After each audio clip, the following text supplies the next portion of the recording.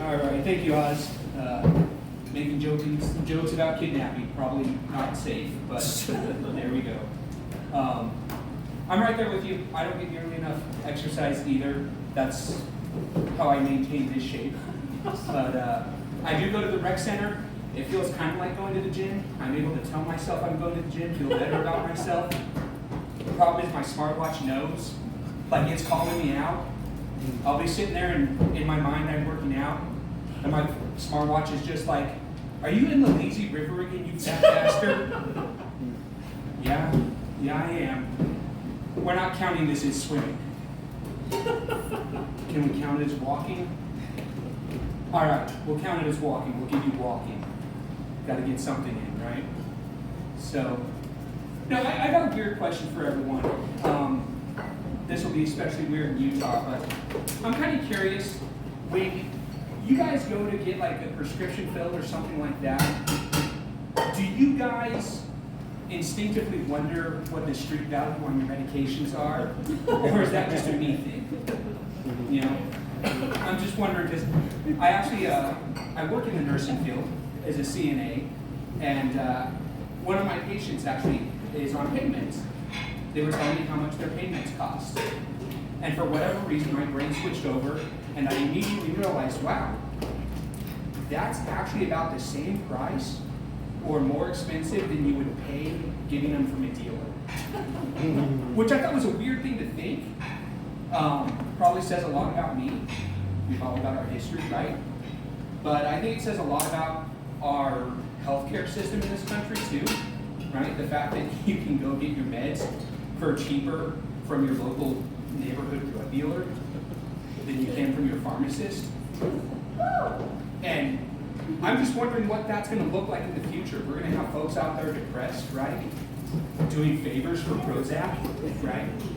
All I need is one lithium. Oh wait, never mind. Clean mic. Never mind. But yeah, I do think that's interesting that that's where we are now. Tell you though, I've reached the age, I'm 40 years old. I'm concerned about health stuff. Not that concerned, obviously, but a little bit concerned. More about my loved ones. My mom especially. I'm worried about my mom. At 40 years old, I'm still a mama's boy. I still call my mom at least once a week, And she's gotten to the point where she does weird stuff when I call her. She'll hand the phone off to strangers. I called her a couple of weeks ago, and she actually handed the phone off to the dog. I'm like, no, mom, no, I don't want to talk to Clark. No, mom, I don't. Hello, Clark. How are you doing, buddy? Yeah. No, it's interesting. I was calling her because I was worried. I wanted to check in on her. It's actually the 20th anniversary of my father passing away, which is why I called her, and which is what made it so weird that she gave the phone to the dog. As if that wasn't a weird enough situation already. But a couple weeks prior to that was actually mine and my wife's 20th anniversary. We got married, and like 2 months later, my father passed away. I don't think the two are related. But what do I know for sure, right?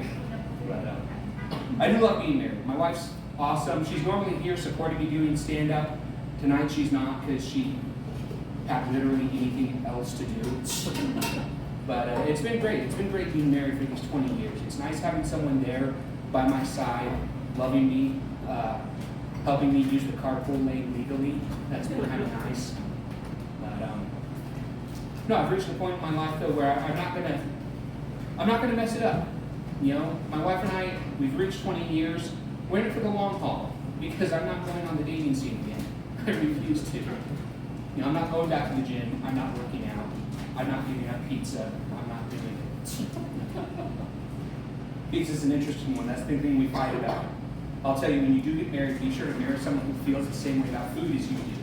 Because of the fact that normally when I ask my wife what she wants for dinner, all I'm doing is like in the back of my mind, I'm secretly hoping that it's been a long enough time that since I've had pizza, that I'm allowed to have it again now. We differ on our opinions of how frequently you can have pizza. She feels every couple of weeks or every couple of months is good. I feel every couple of hours is appropriate. Like, Jeremiah, what the hell are you doing? I'm like, I'm eating. What are you eating? Leftover pizza. It's 2 o'clock in the morning. Is that, it's been that long since I had pizza? No wonder I wasn't feeling well. Our favorite pizza place is actually right up the street. Fat Daddy's Pizza. If you haven't been there, check it out. They're really good. Last time we were there, I was a little upset. Saw something that bothered me a little bit. They've started changing their menu. They have gelato now, which is cool. If you don't know what gelato is, it's basically ice cream. It's ice cream for people with more money than brains, is what it is. Pretentious ice cream, if you will. But I was looking at the menu and I saw one that bothered me. They had all kinds of different fun flavors. They have like cotton candy flavored gelato, which is cool. They have popcorn flavored gelato. Okay. They had hot chocolate flavored gelato, which I got hung up on. And I called the waiter over and asked him about it. And he said, yeah, we've got hot chocolate. And I'm like, well, how do you have a hot chocolate flavored dessert? And he was one of the smart ones. And I knew that because of the fact that as soon as I asked that question, he looked like I ruined his entire day.